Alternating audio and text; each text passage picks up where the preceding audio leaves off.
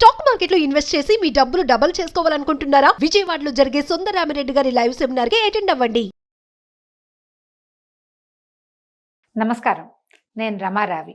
ఈ రోజుల్లో ఒక పెద్ద సమస్య ఉందండి. మనం దేన్ని హ్యాండిల్ చేయలేకపోతూ ఉంటాం.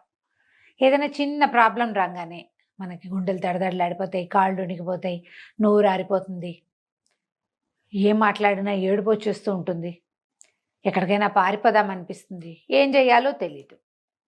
కోవిడ్ తర్వాత ఈ ప్రాబ్లం బాగా ఎక్కువైందని వింటున్నాం, చాలామంది చెప్తున్నారు. అదే కాకుండా పోస్ట్ పార్టం అంటే డెలివరీల తర్వాత కూడా, లేదా ఏదైనా ఆపరేషన్ అయిన తర్వాత, డెలివరీస్ తర్వాత ఆపరేషన్ తర్వాత అక్కడి నుంచి ఏదైనా పెద్ద ప్రమాదానికి లోనయ్యి కోలుకున్నాం అనుకోండి, దాని తర్వాత కూడా ఏదో కొంప మునిగిపోతుంది అనుకుంటాం, తర్వాత మెల్లిగా కోలుకుంటాం. కానీ అలాంటప్పుడు ఏంటంటే ఈ భయాలు మొదలవుతాయి ఏదో ఒక విషయం పట్ల.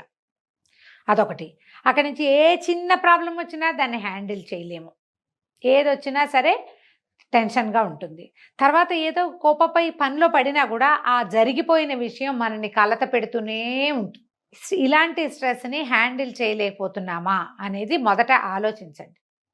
మనకి కాళ్ళు వణకటము, ఏం చేయాలో తెలియపోవటము, వీటితోటి కొంతమంది ఏం చేస్తారంటే పిచ్చి పిచ్చిగా దేవాలయాలకి పరిగెడతారు. నేను కూడా ఉన్నానండి అందులో. నాకు కూడా స్ట్రెస్ వస్తే నేను గుళ్ళోకి వెళ్ళిపోవాలనుకుంటా, దేవాలయాలకు వెళ్ళిపోతాం. ఏదో దేవుడివి అవి ఇవి ఇవి అవి అవి ఎన్నో రకాల పూజలు పెట్టేసుకుంటాం. ఆ పూజ చేద్దాం, ఈ పూజ చేద్దాం, ఆ గుళ్ళోకి వెళ్దాం, ఆ ఊరు వెళ్దాం, ఈ ఊరు వెళ్దాం, ఈ తీర్థం, ఆ క్షేత్రం, గురుగారు చెప్పారు ఫలానా అరుణాచల్ ప్రదక్షిణ చేస్తే తీరిపోతున్న నెల నెల అరుణాచలం వెళ్ళిపోయే వాళ్ళు కూడా కనపడతారు మనకి.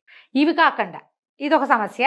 దీంతో పాటు ఇంకా ఏం చేస్తామంటే ఈ స్ట్రెస్ని, వచ్చిన ప్రాబ్లమ్ని హ్యాండిల్ చేయలేకపోవడంతో ఇంట్లో వాళ్ళతోటి పోట్లాటలు, అది భర్తతోటో అత్తగారితోటో పిల్లలతోటో ఎవరో ఒకరితోటి పోట్లాడేసేయటం, అరిచి కేకలు పెట్టడము, వస్తువులు పగలగొట్టేయటము, చేతులను విసిరేయటం, స్ట్రెస్ని హ్యాండిల్ చేయలేక. ఎవరు చేస్తారండి అంటే బోళ్ళంత మంది ఉన్నారండి చేసేవాళ్ళు. మనం చేయమంతే, ఎవరో కొంతమంది ఉంటారు స్ట్రెస్ హ్యాండిల్ చేయలేక ఈ పని చేస్తారు. ఇంకా కొంతమంది తెగ తినేస్తారు, స్ట్రెస్ ఈటింగ్ అంటున్నారు. ఈ మధ్య నా దగ్గర ఒక కేసు కూడా వచ్చింది. స్ట్రెస్ తోటి విపరీతంగా నిద్రపోతారట ఆవిడ, పడుకునే ఉంటారట. నిద్ర పట్టకపోతే ఓ ట్యాబ్లెట్ ఏదైనా వేసేసుకుంటున్నారు నిద్ర కోసం. అన్ని సమస్యలేనండి ఇవి. మనం సమస్య నుంచి పారిపోకూడదు. సాల్వ్ చేయలేని సమస్యలు ఉంటాయి, తప్పకుండా ఉన్నాయి. కొన్ని ఉంటాయి, అన్నీ కాదు. కొన్నిటికి కాలమే సమాధానం చెప్తుంది, కొన్నిటిని మనమే సార్ట్అవుట్ చేయగలుగుతాం, కొన్నిటిని ఇతరుల సహాయంతో సార్ట్అవుట్ చేసుకుంటాం. ఎవరో ఒకళ్ళు దొరుకుతారండి, నమ్మకం మీద ఉండాలి. సాల్వ్ చేయలేని ఏ సమస్య లోకంలో లేదు. మన వాళ్ళు చెప్తారు శతకోటి దరిద్రాలకి అనంతకోటి ఉపాయాలని. ఏదో ఒక ఉపాయం దొరుకుతుంది. అంతవరకు మీరు నిద్దాగా దాని మీద ఉండాలిగా, దాని మీద నిలబడాలి. భయం లేకుండా మన జీవితంలో భయం ఉంటుంది ఎంతో కొంత, దాన్ని జయించి మనం తతిమా పని చేయాలి. ఏదో ఒక దాంట్లోకి పడిపోకూడదు. మనం అందులో ఊబిలో కూరుకుపోయిన వాళ్ళలాగా చేయకూడదు. ఊబిలో పడినా కూడా బయటకు వచ్చేందుకు మార్గం కనపడుతుంది. బయటికి రావాలన్న ధోరణి ఉండాలి ముందు మనకి, ప్రధానమైనది అది. ఈ బయటపడే మార్గాలు అన్వేషించండి ఎప్పుడు కూడా. మొదట మీరు ఏదైనా సమస్యని ఎదుర్కోగానే మీ కాళ్ళు వణికిపోతున్నాయి, నోరు ఆరిపోతుంది అంటే మొదట మంచినీళ్ళు తాగటం అలవాటు చేసుకోండి. ఫస్ట్ మంచినీళ్ళు తాగండి, తీయగా ఏదైనా తినండి, కూల్గా ఆలోచించండి, ఎవరితోటైనా షేర్ చేయండి. ఎవరితో షేర్ చేయలేకపోతే మీరే కాగితం మీద పాయింట్ వైజ్గా రాసుకోండి. ఎక్కడో చోట ఒక లూప్ హోల్ దొరికి అది సార్ట్అవుట్ అవుతుంది వెళ్ళిగా. దేవుడి దగ్గర కూర్చుని ఓపెన్గా చెప్పుకోండి, నాకు ఈ పరిస్థితి ఉంది, నాకు ఇలా వచ్చింది అలా వచ్చింది అని. జనరల్గా మనకు వచ్చే ప్రాబ్లమ్స్ అన్నీ మన చుట్టూతో ఉన్న సమాజంతో ముడిపడి ఉంటాయండి. ఈ సమాజంలో మంచి ఉంటుంది, చెడు ఉంటుంది. వీటిని కూడా మనం హ్యాండిల్ చేయలేకపోతాం. ఇప్పుడు మనం ఏమీ చేయలేని దానికి వగచేం ప్రయోజనము? ఏదో కాస్త బాధపడతామనుకోండి, కానీ బాధపడుకుంటూ ఉంటూనేమో అలాగే ఉంటామంటే, జబ్బులు తెచ్చుకుంటామంటే ఎట్లా? దీనివల్ల ఏమవుతుందంటే ఇవాళ రేపు కౌన్సిలర్లకి, సైక్రియాటిస్టు, సైకాలజిస్టులకి పని పెరిగిపోయిందండి. వాళ్ళు కూడా ఒత్తిడిని హ్యాండిల్ చేయలేకపోతున్నారు. వాళ్ళ వల్ల కూడా కావటల్లా. ఎందుకంటే మీరు ఏ చిన్న స్ట్రెస్ని హ్యాండిల్ చేయలేక, సహజమైనవి లోక సహజంగా పిల్లలతో వచ్చేవి, పెద్దవాళ్ళతో వచ్చేది, ఫ్యామిలీస్లో వచ్చేది, కుటుంబాల్లో భార్యాభర్తల దాంపత్యంలో వచ్చేవి, వర్క్ ప్లేసుల్లో వచ్చేవి, ఇవి మీరు ఓపికగా, ధైర్యంగా, నిజాయితీగా నిలబడితే సార్ట్అవుట్ చేయగలుగుతారు. దీనికి ఎంతసేపు ఎవరో ఒకళ్ళ సహాయం కావాల్సిందేనని అనుకోవద్దు. సహాయం తీసుకోవాలి తప్పకుండా, ఎంత మన వల్ల కానప్పుడు. మనం దీనికి ఏం చేస్తున్నాం, మన చుట్టూ క్లోజ్ సర్కిల్ ఉంటుంది చూడండి, బాగా దగ్గర వాళ్ళు. ఈ సమస్య ఆడవాళ్ళది అనుకోండి, వాళ్ళ భర్తలు, అత్తగారులు, మామగారులు, ఆడపడుచులు, మరుదులు, క్లోజ్ ఫ్యామిలీ, అమ్మ నాన్న, అన్నయ్య, అక్కయ్య, చెల్లి ఉంటే వాళ్ళు, మన మేనత్తలు, మన పెద్దమ్మలు, మన పిన్నులు, వీళ్ళెవరిదైనా సహాయం తీసుకోవాలి. దీనికోసం మీరు మానవ సంబంధాలు బాగుపరుచుకోవాలి. ఇది పెట్టుకోవాలి మొదట. తర్వాత క్లోజ్ ఫ్రెండ్స్, క్లోజ్ కలీగ్స్, ఒక్కొక్కసారి మన వర్క్ ప్లేస్లో వాళ్ళు కూడా మనకి ప్రాణ స్నేహితులుగా ఉంటారు. వాళ్ళతోటి, వీళ్ళందరితోటి సంబంధ బాంధవ్యాలు సరిగ్గా మెయింటైన్ చేస్తే మీకు స్ట్రెస్ హ్యాండ్లింగ్ ఈజీ అవుతుంది. ఈ మధ్య ఒక 90 కేజీలు ఒక పాప కనపడింది నాకు తెలిసి 60-70 ఉండేది, బాగుండేది అందంగా. ఏమిటమ్మా ఏంట్రా బాగా పాడయ్యావన్నా, లావయ్యావు అంటే పిల్ల హర్ట్ అవుతుందేమోనని అంటే ఆ అమ్మాయి చెప్పింది, చాలా స్ట్రెస్ ఈటింగ్ అంటే దీన్ని ఎట్లా హ్యాండిల్ చేయాలో తెలీదు నాకు అని. ముచ్చటైన చిలక లాంటి పిల్ల. స్ట్రెస్ ఏంటంటే జాబు, ఫ్యామిలీ సరిగ్గా చేసుకోలేక స్ట్రెస్ వచ్చినప్పుడల్లా తినేసి లావైపోయిందట. ఇదేం చెప్పండి, 25-30 ఏళ్ల వాళ్ళు 2 రకాల స్ట్రెస్సులు తీసుకోలేరు.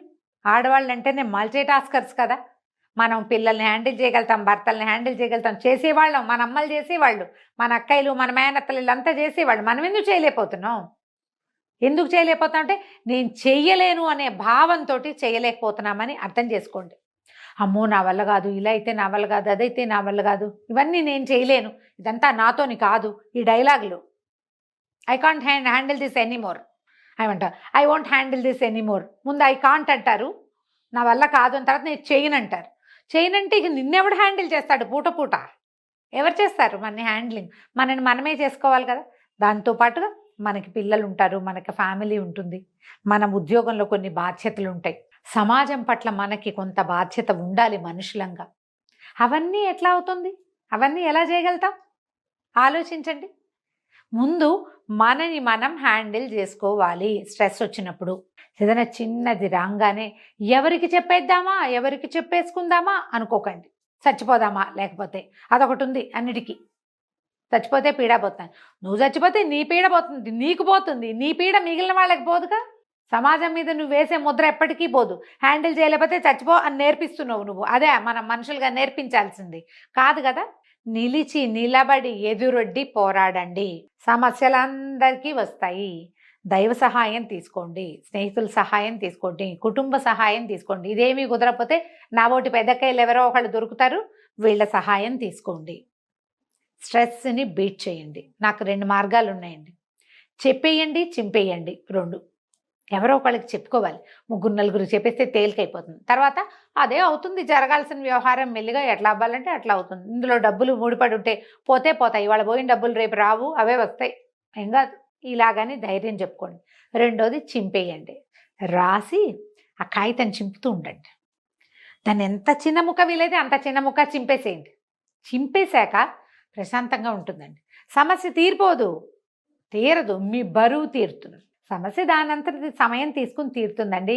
మనం చూడండి, ఒక అర గ్లాస్ అన్నం వండాలనుకోండి, ఎంతలోకి వండుతామండి? కుక్కర్లో పెడితే 2 విజిల్స్ రాగానే అయిపోయింది. నాలాగా ఇతడి గిన్నెలో పెట్టి కుక్కర్ మీద స్టవ్ మీద పెట్టామనుకో 10-12 నిమిషాల్లో 10 నిమిషాల్లో అవుతుంది. అదే మనం 5-6 గ్లాసులు ఇంత గిన్నె పెట్టామనుకోండి, రైస్ కుక్కర్ అయినా ఒక 30 గంట పడుతుందా? కుక్కర్లో అయినా ఉడకాలా? అదంతా వేడెక్కాలి కదా. సమస్యని బట్టి పరిష్కారం ఇట్లాగే లేట్ అవుతుంది. రోజు వండుకునే అన్నమే ఉదాహరణ ఆలోచించండి. సమయం తీసుకుంటాయి కొన్ని. వాటితోటి స్ట్రెస్ అవుట్ అయిపోకుండా, బర్న్ అవుట్ అయిపోకుండా, వాటితో వేగిపోయి విసిగి వేసారిపోయి ఏమిటేమిటో చేసేయకుండా మీరు కాస్త ఓపికగా, ధైర్యంగా, చిన్న ప్రాణాయామంతో కాస్త బాగా గాలి 10 సార్లు లోపల గాలి తీసుకుంటే తగ్గిపోతుంది. ఇవాళ రేపు నేను ఇంకోటి కూడా వింటానంటే ఏమిటది, పానిక్ అటాక్స్, స్ట్రెస్ అటాక్స్, ఇవన్నీ వచ్చేస్తున్నాయి. అంటే ఏదైనా సమస్య వచ్చేసరికల్లా వీళ్ళకి దడ వచ్చేస్తుంది, కళ్ళు విరిగిపోతాయి. ఏంటండి, మన అమ్మలు పాతకాలంలో హాస్పిటల్స్ లేవు, మందులు లేవు, మాకు లేవు, మన 14-15 మందిని కనేవాళ్ళు, ఎంత పనైనా చేసేవాళ్ళు, పొద్దున్నుంచి పొద్దుదాకా పనిచేస్తూ ఉండేవాళ్ళు, దేనికి ఏ యంత్ర సహాయము లేకుండా. మరణాలు సంభవించేవి ఇళ్లలో. అవన్నీ ఎట్లా హ్యాండిల్ చేస్తారండి? మనం ఏమిటి 1-2 పిల్లలతోటి ఇవి కూడా చేయలేకపోతున్నాం. అందరికీ స్ట్రెస్ అటాక్స్ వచ్చేస్తే ఎట్లా? మనకి అటాకులకి సమయం ఇవ్వద్దండి అసలు. నాకు స్ట్రెస్ అటాక్స్ వస్తాయి, నాకు పానిక్ అటాక్స్ వస్తాయని ఒప్పుకున్నావా, అది మన నెత్తి మీద భూతంలాగా ఎక్కిపోతుంది. ఎక్కించుకోకండి, దించేసుకోండి బరువు. ఎవరో ఒకరికి చెప్పండి అమ్మా, లేదా మీకు మీరు చెప్పుకోండి. ఏదైనా ప్రార్థన చేసే అలవాటు చేసుకోండి. ప్రార్థన తేలిక చేస్తుంది. ఎవరికైనా సహాయం చేసే అలవాటు ఉంచుకోండి. ప్రార్థన, సహాయాలు ఇవి రెండు మిమ్మల్ని ఇలాంటి టైమ్స్లో, అంటే ఈ స్ట్రెస్ వచ్చిన సమయంలో ఆదుకుంటే. ఆలోచించండి, స్ట్రెస్కి దొరికిపోకండి. ఆలోచిస్తారు కదా. నమస్కారం.